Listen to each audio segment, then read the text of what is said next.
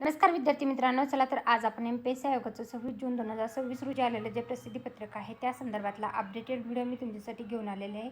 विषय आहे महाराष्ट्र लोकसेवा आयोगामार्फत गट क सेवा संयुक्त पूर्व परीक्षा 2026 तसेच आगामी सर्व पूर्व परीक्षा संगणक प्रणालीवर आधारित कम्प्युटर बेस्ड टेस्ट CBT पद्धतीने आयोजित करण्याबाबतचं एम-पी-एस-सी आयोगाचं आलेलं हे महत्त्वाचं अपडेट आहे. तर एम-पी-एस-सी आयोगाने 25 जून 2026 रोजी गट क सेवा संयुक्त पूर्व परीक्षा 2026ची 2619 पदासाठी जाहिरात प्रसिद्ध करण्यात आली असून ती संगणक प्रणाली आधारित म्हणजे CBT घेण्यात येणार आहे.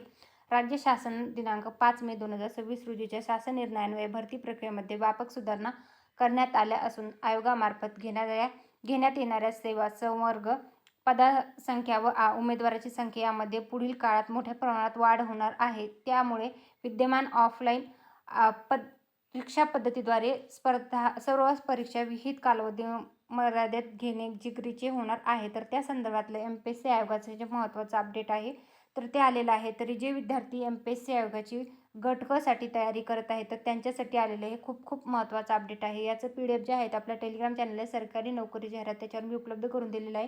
तिथून तुम्ही चेकआउट करू शकता. याच्या संदर्भातले जे डाऊट आहेत तर ते तुम्ही एम-पी-एस-सी आयोगाच्या ऑफिशियल वेबसाईटवरनं व्हिजिट करू शकता किंवा कमेंट बॉक्समध्ये पण विचारू शकता. Thanks for the watching.